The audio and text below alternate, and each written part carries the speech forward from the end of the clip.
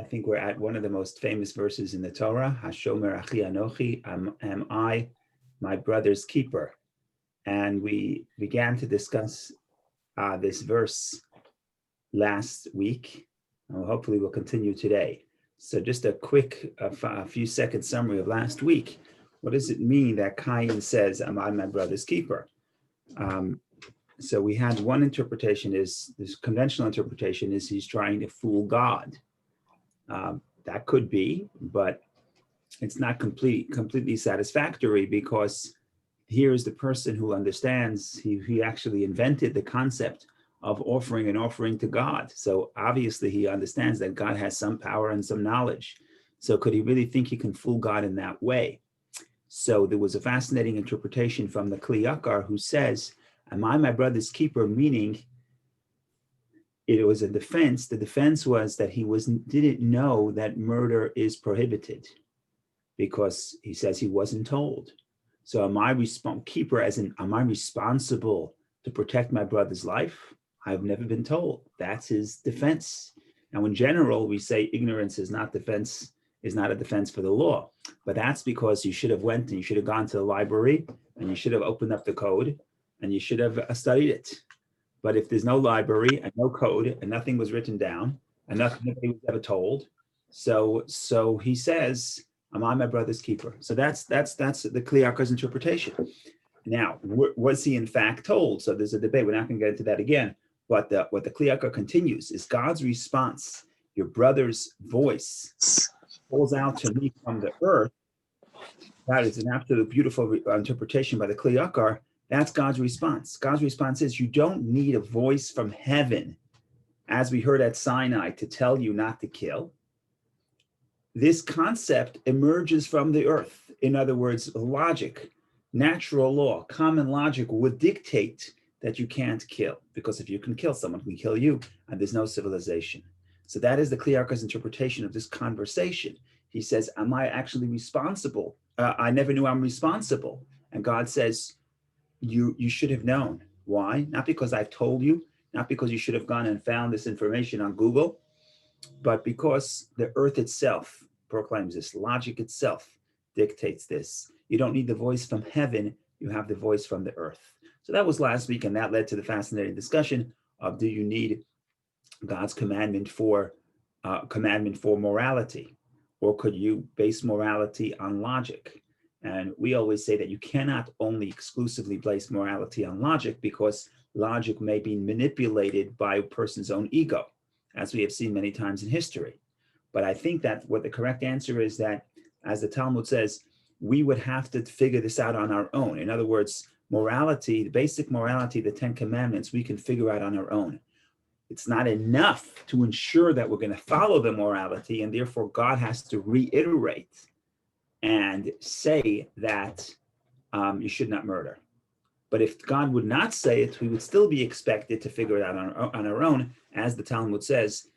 If the Torah, God forbid, would not be given, then we would learn modesty from the cat. We would learn not to steal from the ant. In other words, nature itself would teach us. We would find the ideas of morality within nature itself. Okay, so that is one interpretation that we spoke about last week, and now we continue on Cain's defense. Cain is going to line up a big team of defense attorneys, like the famous trials in America, and he's got the best minds, he's got the rabbis, and they are explaining what he's really saying. So he's got a good defense. The next lawyer to defend Cain is Rabbi Shimon Bar Yochai. And Rabbi Shimon Bar Yochai in the Medrash is afraid to say these words.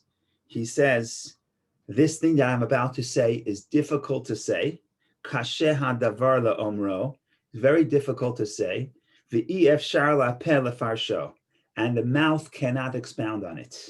In other words, he's saying this is scary stuff, because this question can raise big questions. And sometimes when you have a big question, like they say about warfare, you know how to get in, but you don't know how you're going to get out. So Rabbi Shimon Bar Yochai is reluctant to say this, but he's, in the true Jewish fashion, there's no secrets. Everything is out on the table. So what Rabbi Shimon Bar Yochai says is as follows. He says, Cain turns to God.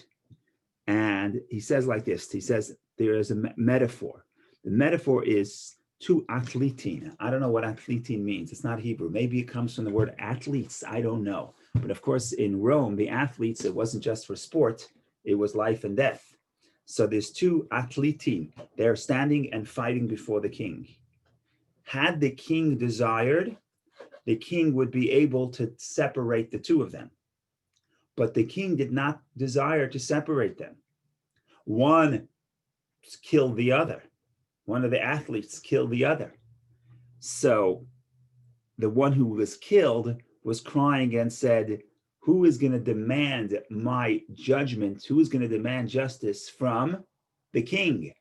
Not the killer, the king. The king is responsible. Says Cain, you're asking me, you're asking me, where is your brother? Am I the keeper? Am I all powerful? You're the king. We're fighting before the king. Why didn't you intercede? Why didn't you get involved? And Cain, Rabbi Shimon Bar Yochai, I don't know what the answer to that is. I think that's why Rabbi Shimon Bar Yochai says it's difficult to speak, because with such a defense, what are you going to say? Because ultimately, it's true. Had God wanted, God could have prevented Cain from killing Hevel. So from Cain's perspective, that's a wonderful defense. Of course, there's no point in that. The whole idea of this world is free choice, and God wants the free choice to be able to play out. But as a defense, it's a very powerful defense, and that's what the Medrash says. But it's fascinating. Rabbi Shimon Bar Yochai says it, and Rabbi Shimon Bar Yochai is the one who says it's very difficult to say this. I'm reluctant to say this. So that's the next line of defense for Cain. So just to sum it up, the first interpretation is denying. Denial is a very natural response. Next interpretation is he's saying, listen, I never knew. I've never been told that murder is wrong. Third interpretation, Rabbi Shimon Bar Yochai, he says, God, you're turning to me. I'm responsible. You're responsible. You're the king watching the two fighters fight. Had you wanted, you could have stepped in. The biggest thing for parents is to know when to step in when children are fighting. And I don't know if I should say this online, but I had a very blessed childhood. I had a wonderful childhood. She's a big problem, because some people, when they have difficulties in life, they could say, it's not, why am I suffering? It's my mother, my grandmother. So I, unfortunately, don't have that excuse. I can't say that my faults, I have plenty of them, but I can't say that my faults are my parents. I have to take responsibility for myself. That itself is a problem. Maybe I need therapy for that. But in any case, I had a very blessed childhood. As mentioned, grandmother, by slip of the tongue, today happens to be the first yahrzeit of my grandmother, Miriam Popak, who passed away 1 year ago. It's her first yahrzeit. So should be in her merit, this study. In any case, what am I saying? I'm saying that I forgot, I lost my train of thought thinking of my grandmother. In any case, we're talking about, totally lost my train of thought. Lost my train of thought. Sorry, apologize. Oh, there you have it. So the only thing that bothered me about my childhood is that my mother had or has 7 boys, Kanai Nahara, and 3 girls, but that's another story. The girls are a different category. 7 boys. If you have 7 boys in a house, at some point, they're going to be fighting a little bit, or fighting to some degree. And I was a very sensitive soul, and I was the oldest, so I was always involved in the fights. But what I could not understand is her philosophy was, if the kids are fighting, let them fight, let them work it out. Don't bother me. And for me, it was like this sense of injustice in the world. Like, how could you let an older brother, fight with his younger brother? I mean, the balance of power is not fair. And it's just an injustice. As a child, it was like total injustice. I could not handle it. And the claim was, how come the parent doesn't intercede? And that's really what Rabbi Shimon Bar Yochai is saying. Rabbi Shimon Bar Yochai is saying, don't blame the older brother for hitting the younger brother. Where's the parent? God is the parent. Now, of course, I feel like Cain. In other words, I feel like God should have stepped in. But maybe my mother was right after all, because maybe that's God's point. God's point is ultimately people have to work it out on their own. So as long as the brothers are not killing each other, so they're fighting over the Lego set, so they'll work it out. Maybe that's the healthier one. So I'm still the jury is still out. But in any case, in this conversation, Maybe my mother's perspective was more divine and mine was more Cain's. So it's good to know where I stand on the map. But Rabbi, just on that one point, yes. Isn't Cain's defense then that why didn't Adam and Eve intervene? Adam and Eve are not all powerful. Parents have a lot of, as a young child, my mother was all powerful.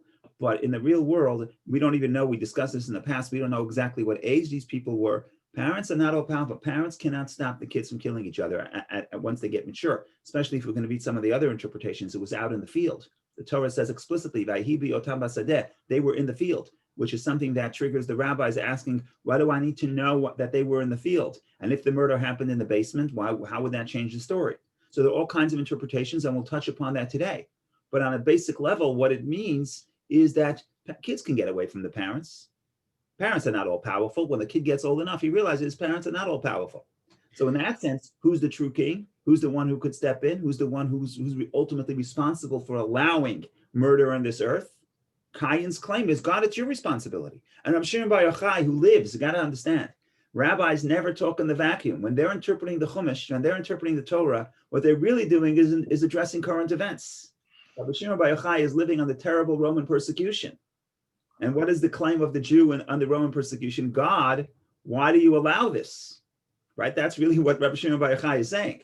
And what's the answer? There's no real answer. Ultimately, there's no real answer. Humanity has to work itself out. So when the rabbi gives an interpretation and you only look at what the words and which book he's addressing, you're missing some of the story. If you want to really understand what's happening, you gotta understand what newspapers the rabbi was reading. And we know what the editorial page in all the Jewish newspapers in Rabbi Shimon Bar Yochai's day was. He said, where is God? How does God allow the suffering? And therefore Rabbi Shimon Bar Yochai opens the book and he says, God comes to Cain. So Rabbi Shimon Bar Yochai says, Cain is at fault. He says, God, where are you? He says, I can't say this. I can't write this to the editor because then people are going to lose all faith. He says, that's very difficult to say. But in reality, there's something to this. Of course, there's a counter answer. God doesn't accept that, as we will see. But as a defense, this is not bad, right? The best defense is offense. That's really what Cain is doing. He's not saying, I'm adjusting. I didn't know. He's saying, God, you're at fault. Yeah, Rabbi, yeah. Go ahead, Vicky. I just want to comment on the Rabbi Shimon Bar Yochai interpretation that that probably was quoted after the Holocaust. That's my first comment. And the second comment is about the role of the parents. Of course, they were somewhere, and maybe the children were already grown, but they were supposed to set an example. And the example that Adam set was he couldn't take responsibility for eating from the tree. Right. There's something, look, there's a balance between parents' responsibility for children. I'm not going to solve the balance. I see the doctor is here. Beth is here, so you can give us more information. I'm not going to solve the balance of how much responsibility the parents have for the children. But I want to say something radical, and I hope, don't tell anybody, because this is probably totally, completely not politically correct and probably be banned from social media in the age of censorship. Okay.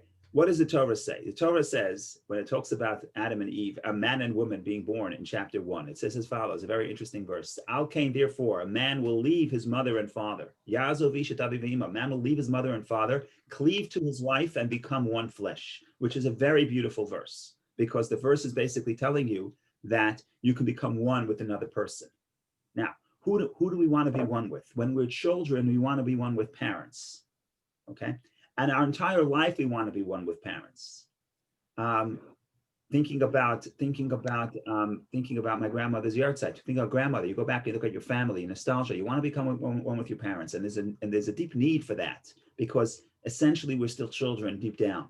But what is the verse telling us? The verse tells us, if you want to be a healthy human being, if you want to become one with another person, you have to leave your mother and father. Now, leaving your mother and father doesn't just mean you have to leave the basement and stop paying your own rent. I mean, it means that too, but not only. It doesn't mean you have to.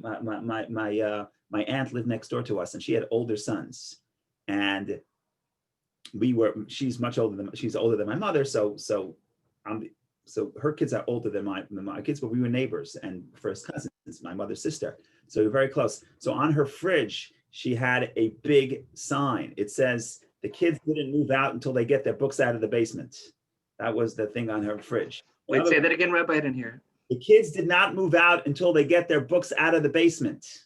So in other words, what does it mean you have to leave your mother and father? It doesn't just mean you have to leave your house and stop paying rent by yourself. It doesn't mean you have to get your books out of the basement. It means psychologically, you have to separate yourself and say, look, my parents may not be perfect. I mean, present company excluded. Everybody's here, parents are perfect, including mine.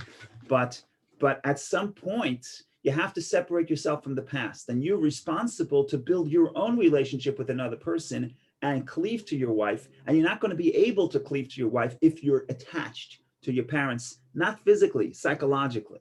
And that's why at some point, I don't know when, I'm not the expert, but I'm just saying at some point, I want to defend Adam and Eve. Because Vicky keeps telling me, what's Adam and Eve's responsibility? But I want to defend Adam and Eve because they're not perfect. But at some point, once the kids grow up, you can't put it all at them. I mean, the kids are grown up, either in age or they should have grown up. But at some point, the parent does whatever they could. Parents are imperfect. If God would want us, if God thinks we can only make moral choice if we had perfect parents, He would make our parents perfect, right? But our parents are not perfect. Nobody's perfect.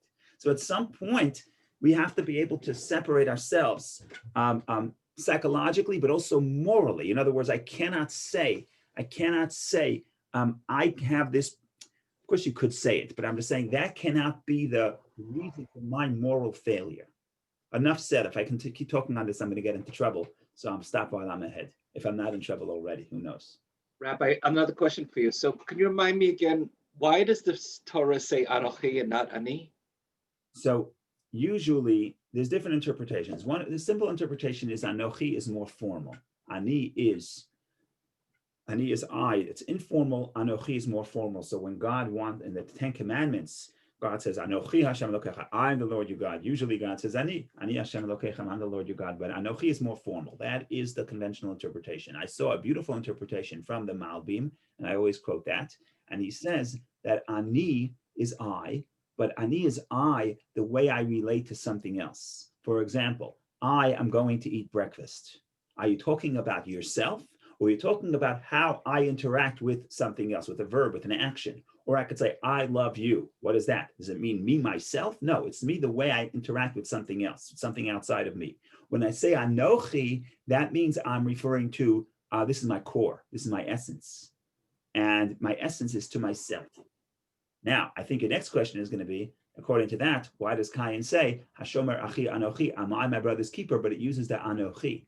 So I didn't think about it. Good question. If I have to just shoot from the sleeve, I would say like this. Anochi means me, the way I interact with myself. In other words, from Cain's view, the view of the Anochi, every person is primarily there for himself. Interacting with somebody else is secondary. So what's my prime responsibility? Prime responsibility is self. Anochi means I'm living for myself.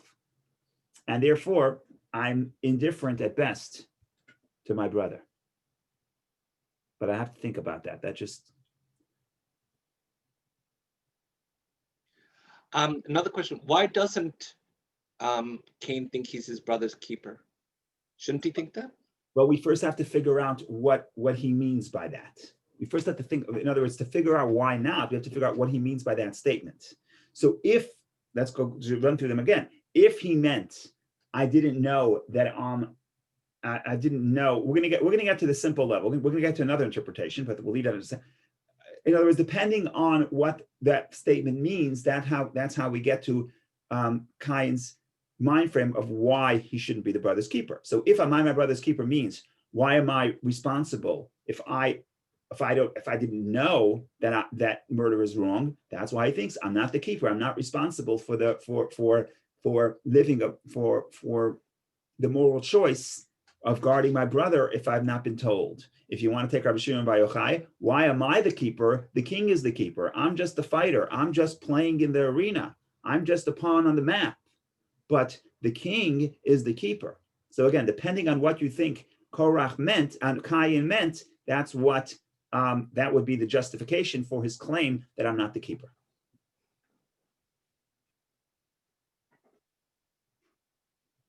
Now, if before I go to the next Or HaChaim, which is a little bit more interesting, in other words, a little bit more unconventional, the Sham Shenafal here says it's a story of basic narcissism. Hashomer Achi Anochi, am I my brother's keeper? This is somebody, he is now saying, it's like a Freudian slip. He is saying, he thinks he's defending himself or lying, but what he's really telling you what the source of murder is. In other words, am I my brother's keeper? I'm not responsible for somebody else. Ultimately, that represents a certain focus on self, on narcissism. And if you take that to the extreme, you're going to be a murderer. In other words, what he's saying is, am I my brother's keeper? What he's saying is, what Sham Shenafal here says, I don't care about my brother. That's all he's saying. Now, how bad is it not to care about your brother? It's not so bad. A lot of people don't care about their brother, right? But what the Torah is telling you about this statement, and why the statement reverberates throughout history, why it catches, it's a beautiful statement. In other words, it's powerful because the claim sounds right. What, I'm responsible for the other person? And the answer is yes. But what Sham Shenafal here says, he says, every murder starts from where? Right? Nobody's born a murderer, right? So where does the murder start from? Murder starts from the place where a person is completely indifferent to the feelings of somebody else. That is the source. So why, Neil's question, why was Cain claim that he's not his brother's keeper? Because he's completely focused on self. He's completely narcissistic. Now, is it logically sound? No, but that's how a person feels, and it's a dangerous feeling because your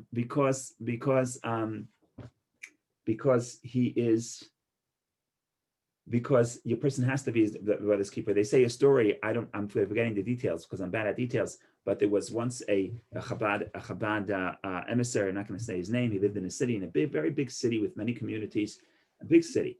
And once the Rebbe asked him, "How is your friend?" He had a colleague that they went to yeshiva together many decades earlier, and then they lived in the same city, and they lived in the same city, but they sort of parted ways. So once the Rebbe asked him, how's your friend doing? He says, yeah, he says, whatever, I think he's doing good. So the Rebbe says, how's he doing with his livelihood? How is he making a living? So the Rabbi says, I don't know. So he says, so are you his friend? Could you say you're his friend if you don't know how he's doing? Right? So in other words, the concept of am I my brother's keeper? So at the extreme, it leads to murder. But at some point, it's like, that's the moral calling. The takeaway of the story has to be to us, not don't murder. You don't need this story of Cain to be not to murder. You get that from the Ten Commandments. What the story is teaching us is that a person has to feel connected and concerned for his brother. So that's the Sham Shenafal here. One more interpretation of the Kliyaka of the Or HaChaim, also interesting. And that is as follows. Am I my brother's keeper? Now, I'm not sure exactly this is what the Or HaChaim is saying, but I think this is what he's saying. So when he says, am I my brother's keeper, he's basically saying, I'm not responsible for the death. So one way of interpreting, so the Or HaChaim says as follows. He says, and this is also a defense for Cain. I told you he's got the best lawyers. They say, the Or HaChaim says Cain never killed Hevel with his hands. What did Cain do? Cain caused the earth to kill Hevel. That's what the verse says. In the next verse, God is going to say, what have you done? The voice of your brother's blood cries to me from the earth. What is the earth? The earth is the killer. What does it mean? So the Or HaChaim says, what do we know about Cain? We know about Cain was Oved Adamah. He worked the earth. Hevel was the shepherd, and the shepherd is just singing songs and thinking about the skies. He's not into the earth. So Cain knows the topography of the earth very well. So Cain presents himself as his brother. You know what, to do this right, we have to turn back to the verse. So if you turn back to the verse of the scene of the murder, we explained that it was a very strange verse. We read verse 8. verse 8 in chapter 4. So if on Art Scroll, it's page 21. But verse 8, the verse reads as follows. Cain spoke with his brother Abel. Or we said even worse, it's Cain said to his brother Abel. And it happened when they were in the field that Cain rose up, or literally got up against his brother Abel and killed him. Okay, so we have so many questions. First of all, what did Cain tell Hevel?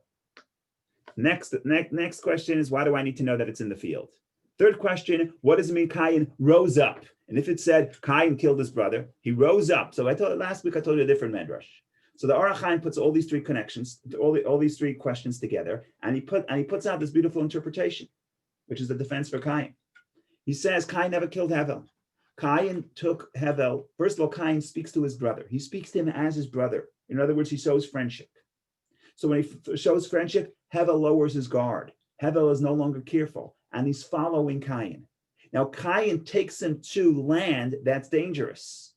And the language of the Kli Yakar, of the Or HaChaim, he says, takes him to a place where the earth opens up its mouth. That's going to be the next verse. The next verse, God says, in the verse after that, 11, God says, therefore you are cursed more than the ground, which opened wide its mouth to receive your brother's blood. What does it mean that the earth opened wide its mouth to receive your brother's blood? So conventional interpretation is that means he buried him in the earth. So the earth accepts the blood. But what the Or HaChaim says, the earth opened its mouth to kill Cain, to kill Hevel, meaning he takes him to a territory where Cain could fall, where Hevel could fall. I don't know if it means fall off a cliff or fall into quicksand. I don't know, because the Or HaChaim doesn't say explicitly. But what the Or HaChaim is saying, he takes him to a field. Hevel is not a man of the field. Cain takes Hevel to a place, to a topography that Hevel is not used to, and it causes him to fall off a cliff. And the earth is the one that kills. The earth is the one who kills Cain, and that's what. And that's the defense to Cain. Am I responsible to guard my brother, to tell him how to walk and not to fall off the rail? It's not me. And according to this interpretation, it's indirect murder. And if it's indirect, that's even worse. I don't think it's a good defense. It's even worse than the direct murder. I know. Because you want to kind of cover your. But it's easier to hide the traces. You could say it wasn't my fault, right? All we did is we took on a walk. My brother, I took him on a walk. What could be more romantic than that? The question, Rabbi. Yes. That to me, that's tantamount to him hitting him in the head with a hammer and saying the hammer killed him and I had nothing to do with it. Okay, but it's more indirect. There's a difference between actually killing your brother or taking him to a dangerous territory and he doesn't know about it and he doesn't know to protect himself. And again, I wouldn't want to be Cain, and I'm not saying that it's a terribly good defense. But if we had any lawyers on the phone, I'm sure that I think that there would be a different charge for a direct murder or causing murder. I'm not Rabbi, sure. but the word rose up indicates being active, not being passive, and that even if you led him to it, it was an active deed. Whether you did it with your hands or you did it with the earth, you rose up to do it. What is the word actually in Hebrew? Yaka means to get up. But so again, What is it? Vayakam, is to get up, like lakum, to stand up.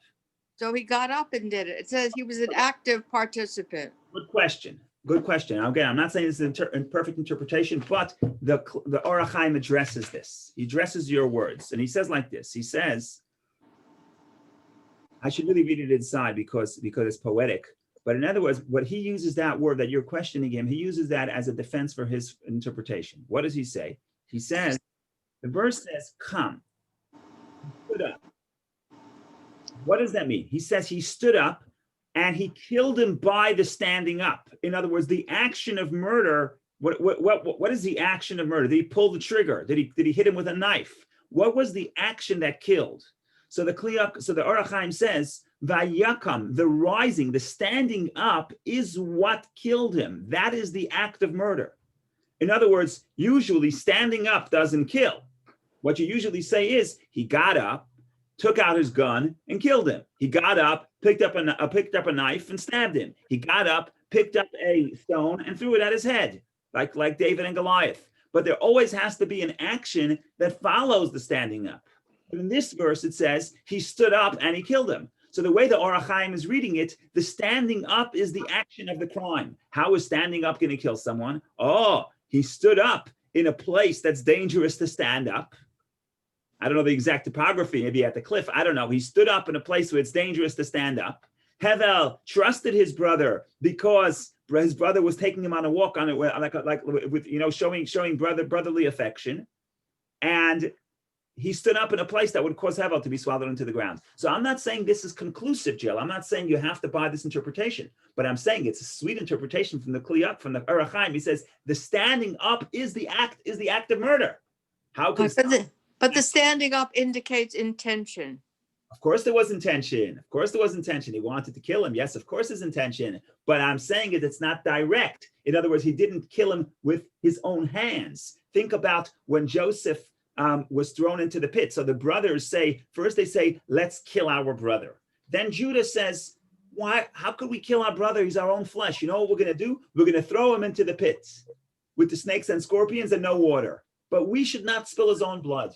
So you see that people, even if you have to kill your brother, you don't have to kill your brother with his own hands. Let the snakes kill him. Put him in the pit. Let him die indirectly. It's easier on the conscience. If you ever tried to kill your brother, it's easier on the conscience.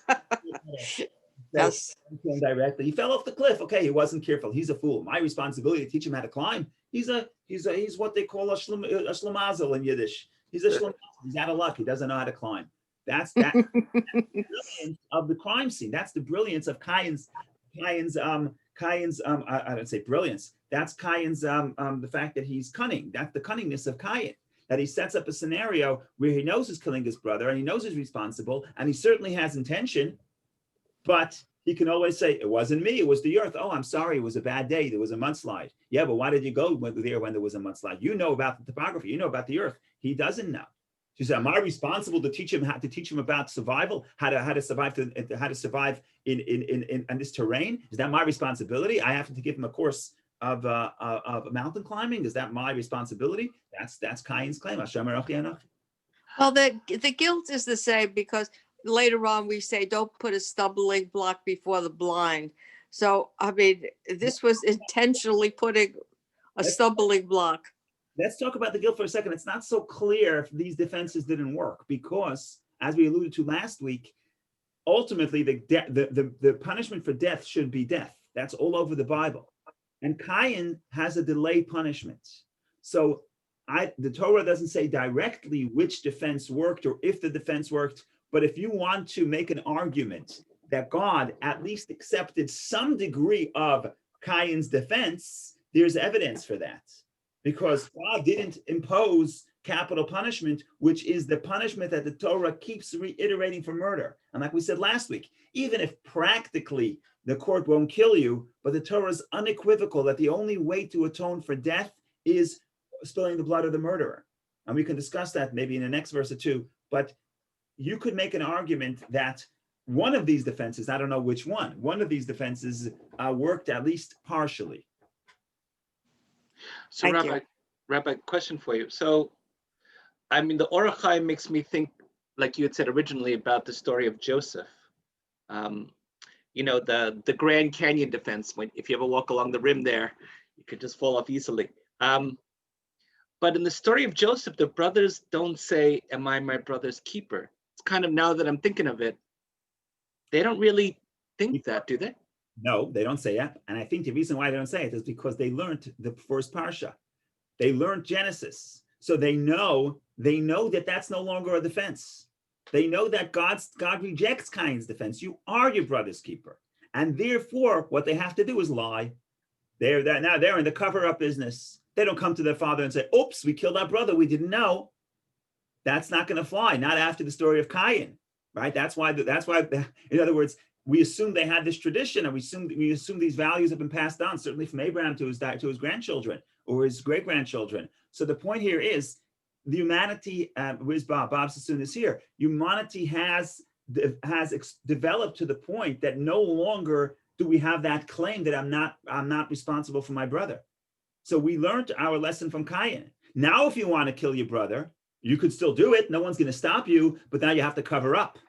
Now you have to go and find and dip the tunic in the blood of the goat. You got to do elaborate cover-ups. Why not? because you can't say you cannot say am I my brother's keeper, because unequivocally everybody knows, yes, you are your brother's keeper. So it's no longer going to work as a defense, and that's a compliment to humanity. In other words, we advanced. We're still killing people, but at least we know murder is wrong.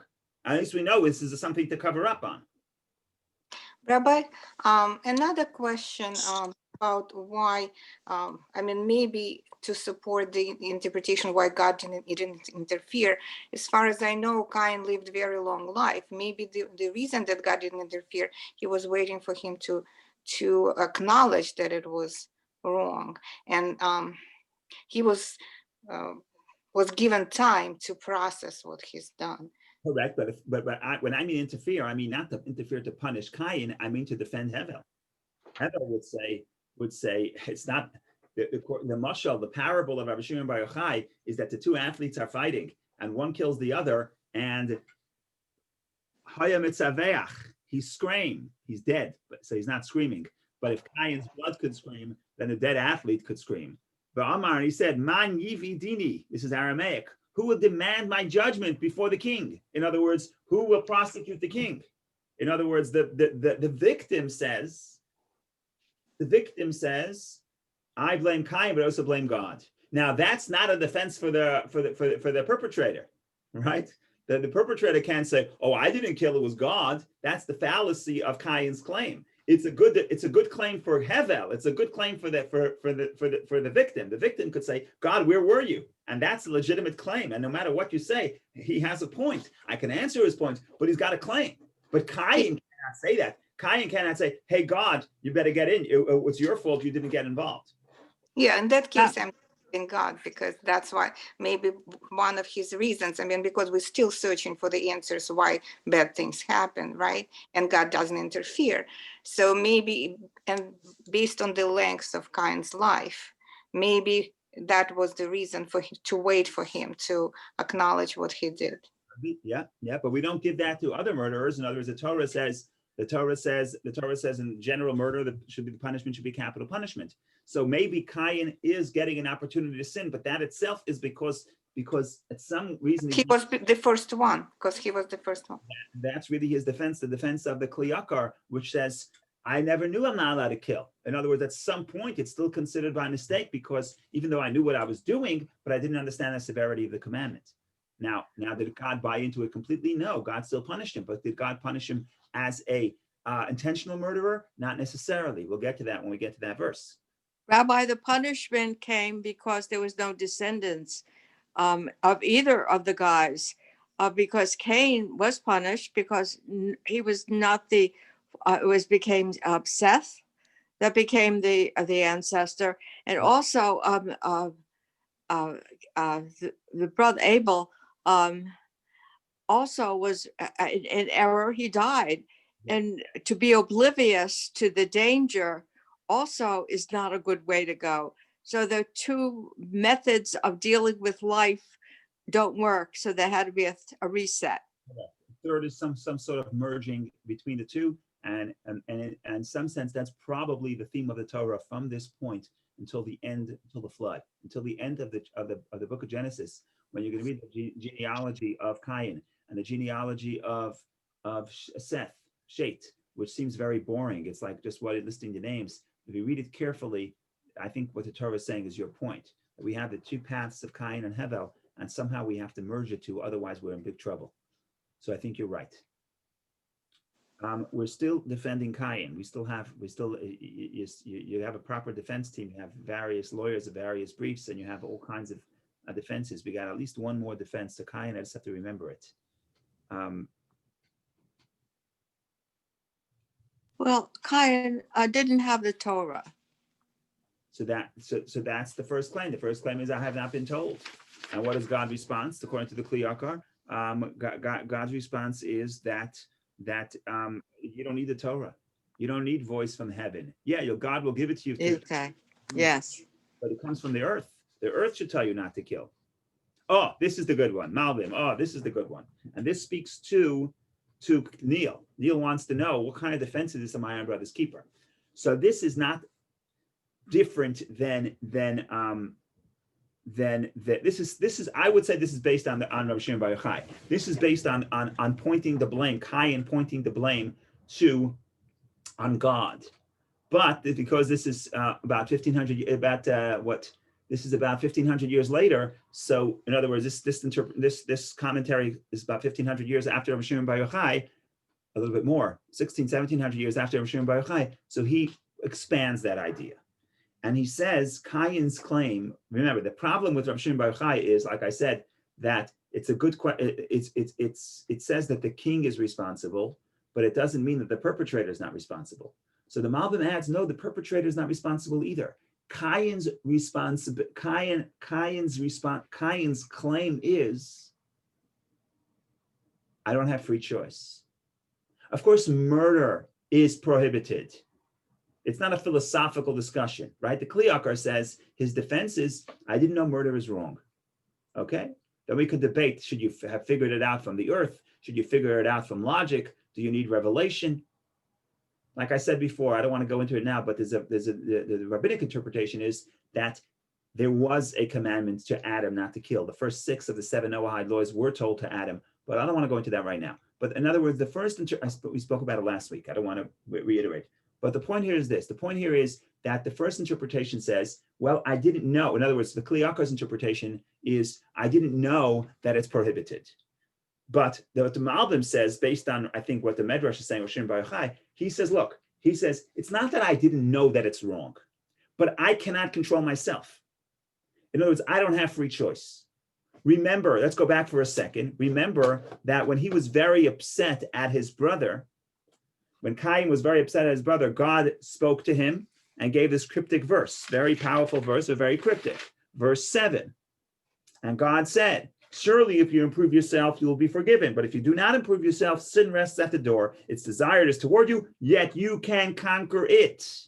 Verse 7. What did we discuss? We discussed for 2 weeks, maybe more, that this verse is reiterating the idea of free choice. Make no mistake. You're not an animal. You're not a snake. You're not a serpent. If you have an instinct, you are able to overcome that instinct. Okay. Was Cain persuaded? So I alluded to it then when I spoke about it then. Cain wasn't persuaded. How do I know? Because there was no conversation. You'll see in this talk, God speaks to him. There's a conversation between God and Cain. God says, where's your brother? He responds. God says, what have you done? God punishes him. He tells God, how could you punish me? The punishment is too severe. God responds. There's a conversation.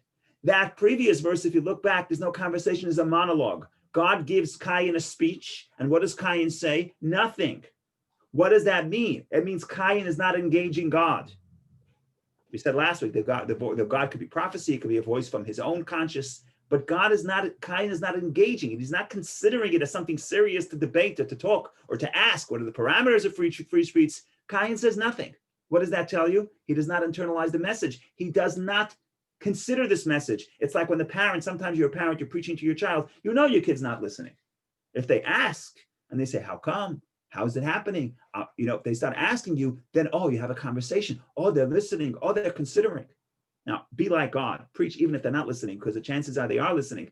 But what you see here is Cain did not consider what God said. He didn't take it seriously. So he was not transformed. He didn't buy into this notion of free choice. And therefore, when God comes to him and God says, why did you kill your brother? He says, am I responsible? You're responsible. I'm not responsible because I don't have free choice. Now, where do you see that word free choice in the phrase, am I my brother's keeper? Because Rabbi Shimon Bar Yochai says, you're my brother's keeper. You're the king. You should have guarded. But if you want to say, I have no free choice, where do you see it? So the Malbim says, you don't see it in this verse, indeed, but you see it in the next verse. What does God respond to him? What does God respond? Verse 10. And then he said, Hashem said, what have you done? Me'asita, what have you done? The voice of your brother's blood cries out to me from the ground. The Malbim says, what do I need the first 2 verses? The first clause. And he says, Me'asita, what have you done? What do you mean, what have you done? If the story here is that, as you read conventionally, that Cain denies, he says, I don't know where my brother is. So God should say, I hear your brother's blood calling to me from the ground. You're exposed. I know what happened. Stop lying. But God says, what have you done? What's the key phrase? You. What have you done? You have done it. You had the choice. It's your action. It's your responsibility. Again, take it or leave it. I'm not saying this is so persuasive, but that's an interpretation. And then the answers Neil's question, which is, why doesn't Cain think he's his brother's keeper? Because Cain doesn't think he has the choice. He thinks that if you have an instinct, you have to act on it. And that goes back to the tree of knowledge. That goes back to the serpent, which we discussed many times. I'll say it again just in 20 seconds, just because in case, just for the fun of it. I'm not going to say in case you forgot it. It's impossible. I say it so many times. But what the serpent is saying, what does it mean that the serpent convinces Eve to eat of the tree? How do serpents speak to animals, speak to human beings? What is this whole idea of the serpent speaking? There's a beautiful interpretation which says what the serpent tells Eve and what Eve sees when she looks at the serpent tells Eve, you are a serpent. In other words, you are a sophisticated animal. In other words, just like the animal must follow its instincts, you too must follow your instincts. And there's no point of trying to make a moral choice because ultimately you're going to succumb because you cannot overcome your instincts. So when the serpent says, this is beautiful, and this fruit looks beautiful, what the serpent is really saying, if God made you feel that it's beautiful, if God gave you the instinct to consume it, then he wants you to consume it because there's no other choice. You cannot control your instincts. And just like when the God makes the tiger, makes him an animal of prey, that's exactly what God wants. So when God makes you want that chocolate cake, it's because God wants you to prey on that chocolate cake. And now Cain takes that mistake much further. Cain says, if God gives you an instinct to kill, then he wants you to kill, and you have to kill, and you have no choice. Now, of course, Cain doesn't have that defense because God specifically told him in verse 7 that this is not true. And that's why God told him first, because God understood what's happening. God understood the main question here. The only thing that will stop the murder is to tell the person that desire to murder is not you. You can control it. Now, the problem is the Cain didn't internalize that. But in that sense, when Neil says, what is Cain, am I a brother's keeper? He says, I can't. I have an instinct. I can't control myself. What are you going to do? God says, no, ma'asita, what have you done? You did this. Okay, so I think I can argue that the desire to kill is not natural for animals because they don't kill their own species. Thank God. Jill is here. She'll tell us if there are any animals that kill their species. I don't know. All I'm saying is what my metaphor from the animal kingdom is just that animals follow instincts. To the best of our knowledge, animals do not do what the Kabbalists call itkafia, etapcha, which means channeling the negativity and transforming the negativity and elevating their desires. Is not something that we know that animals do. And that instinct, some are healthy and some are good. Most are healthy, but the point is some of the instincts are very noble. Some animals are very caring to their young, etc. So there's nothing wrong with instincts, but I'm just saying there's something wrong with feeling that I'm tracked on my instincts. And Vicky, male lions kill baby lions that have been sired by other male lions, same species. Rabbi, I'm sorry. Can I just throw something in here? What about I think it was Cain you said didn't dialogue with God because, and then you felt that then there was no internalization of that thought. Right. Like, what about the fear and awe? And he kind of just listened. And what about the fear and awe part of it? Had he, look, I just listening doesn't necessarily mean that you don't die. Just listening doesn't mean you didn't internalize. But I know that he didn't internalize because he did exactly the opposite of what God told him. So I know he didn't internalize the message. Now I see when Cain wants to negotiate with God, he's not in awe of God. He knows how to negotiate. And God says, you're punished. And Cain says, no, I'm sorry. The punishment is too terrible. In other words, he's willing to negotiate even after he's found guilty. And even after he's punished, he's able to negotiate a better terms for his punishment. He really does. It's fascinating. He's not afraid to talk to God. So what we see here is we know two things. We know that he wants to talk to God. When he wants to talk to God, he talks to God. We know that he has not internalized the message. And we know that the first time he's just silent. So I'm not saying that you must interpret it this way, but I think there's enough indication to say that the silence is not a silence of acceptance. it's a silence of, sorry, I have no idea what you're talking about. Nachon.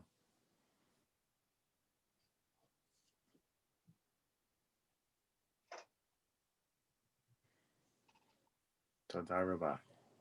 Thank you.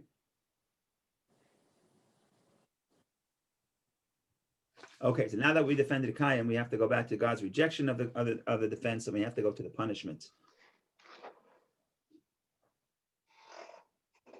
We have 7 minutes, so we have to finish with something positive. So, Oive, this is going to be hard.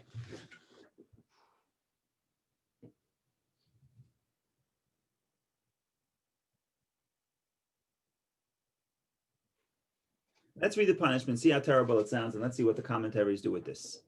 So God says, verse 10, then he said, what have you done? Like I said, according to the Malbim, what have you done means, what have you done means, what have you done? In other words, it's your action. Don't blame God.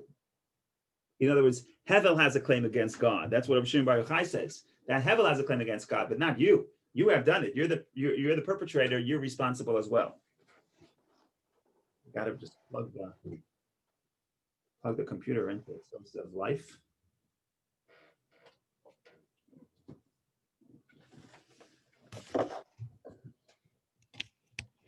Rabbi, we really don't know anything about Hevel.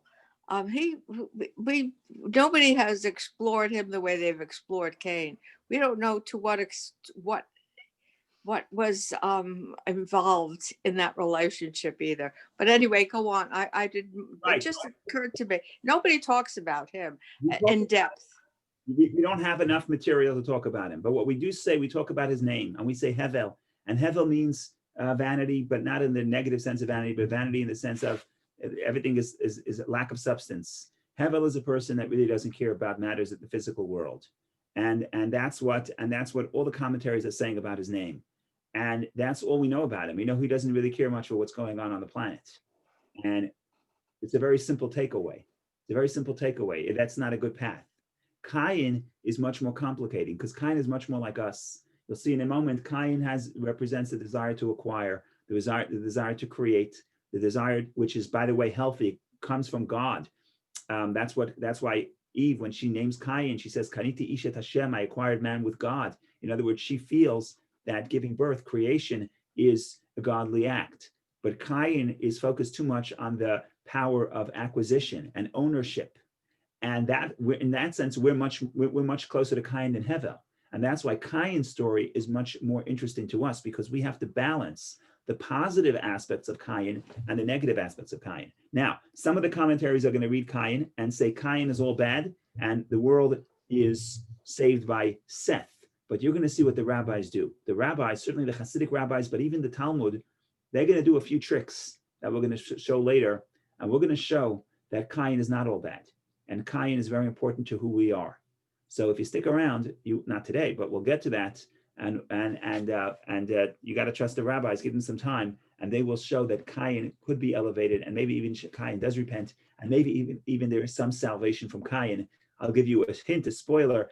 It's not so clear that none of Cain's descendants survive, but that's the mystery. If you want to see how Cain's descendants make it to the ark, you got to stick around, because if I tell you now, you're never going to come back. No, I'm kidding. What I'm trying to say here is that Cain is much more interesting to us because we're Cains. We're people. We want to acquire, we want to own, we want to create. That's what defines us. That's our spiritual makeup. Now the question becomes, how do we make sure that that doesn't lead to narcissism and apathy to the other person, and how we use that power to acquire and create in a godly way? And that's really the story of the Torah, and that's the story of humanity, and that's the story of human history. So therefore, no surprise that most of the ink is spent on Cain, because Hevel is the exception. Hevel is the people that really don't care much about matters of this world. So yeah, you're not going to survive. It's not so relevant to our story.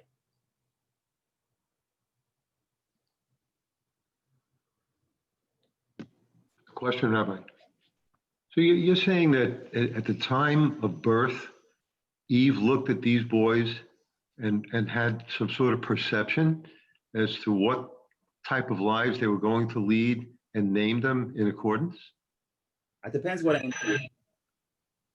Depends what answer you want. I could tell you like this. I could tell you a few things. We'll spend the next 2 minutes telling you what I could tell you. Number one, I could tell you, yes, it's a form of prophecy. The Talmud says that when a parent names a child, there's a spirit of Ruach HaKodesh, a Holy Spirit, which is like a spirit of prophecy, which tells you what to name. So I could say it's a spirit of prophecy. Another way to say, and that's what the more modern thinkers feel, I don't necessarily accept it, but they feel, make no mistake, the Torah, once we know what happened at the end, then we write the names. In other words, the author of the Torah, being Moses, be God, doesn't matter, because we know what happened, so we're retroactively filling in the names. I don't accept that. But what I could say, what I do think is true, is names in the Torah are aspirational. In other words, when Cain says, when Eve names Cain, it's because she is feeling something and she wants to highlight that to her son. Does that mean that her son will definitely do this? No. And I would think that, I've discussed this in the past, I think Eve's feeling was holy. Kaniti et Hashem, when you create, you're like God. Did Cain get that message? No. He got part of the message. He got the desire to create. Now, what comes first, the chicken or the egg? Did Eve understand that this is Cain's nature, and did she name him based on that nature? Or was it nurture? Or was it that because that's what the mother felt and that was the aspiration of the mother, therefore Cain learned from his mother to value that aspiration? Now, when she named her son Hevel, she felt something different. She felt like this whole world is insignificant. Why the change? Well, there are all kinds of theories. What happened in between the naming of the two sons? One theory is Cain was born in the Garden of Eden. Hevel was born outside the Garden of Eden. Cain was born before the sin. Hevel was born after the sin. That's just one theory. But in truth is, it doesn't have to be one theory, because we are both heaven and earth. We are both body and soul. So part of us feels the importance of earth, of succeeding on earth, but part of us feels the aspiration for something spiritual. And Eve has both of those feelings within herself. And she names her two children based on those two aspirations. And I'm not going to say what happens first. I don't know what happened first, either because it happened to be, luckily, she was able to sense that this is going to be their future, or the opposite is true. She sent one to agricultural school and she sent one to yeshiva. So one came out Cain and one came out Hevel, right? So it doesn't have to be that it's prophecy. It could be because that was the parent's aspiration. That's why the child turned out this way. And again, I'm not blaming the child, going back to the beginning of the conversation, because Cain did not pick up the full message of his mother. The full message of his mother is acquire to be like God, to be godly. He ends up with acquire for power. And therefore, if anyone's in your way, you kill them. That's a completely different message. But you see that what they all have in common is a desire to acquire, kaniti, to acquire, to possess, to own. And we're still balancing those two aspirations within our soul every single day. So that is the concluding with something positive. So we're not going to do the punishment this week. Come back next week for that. We'll talk about that Cain, ultimately, that desire for Cain, that desire to acquire, at least according to the Hasidic interpretation and according to the Sefer, is going to be not all bad. It's going to be something that needs to be elevated. And we're going to find a way. You can trust those rabbis, even though according to the simple story, Cain's descendants don't make it to the ark. You can trust the rabbis. They're going to get Cain's descendants on the ark. You're going to see. If you stick around long enough, you will see. We can do this. By doing that, we mean we understand that Cain's value, Cain's perspective needs to be saved, needs to be elevated. It's not all bad. Have a wonderful day and a wonderful week. And we should meet each other in good health in the near future. Hopefully people are already online for vaccines. If you're a little older than me, whatever it is, it should be at a good time. Thank you, Pastor Ken. Rabbi. Thank you. Appreciate it. Stay well. Thank you very much. Shavua Tov, everyone. Thank you, Rabbi Yeshua Koach. Yashiko.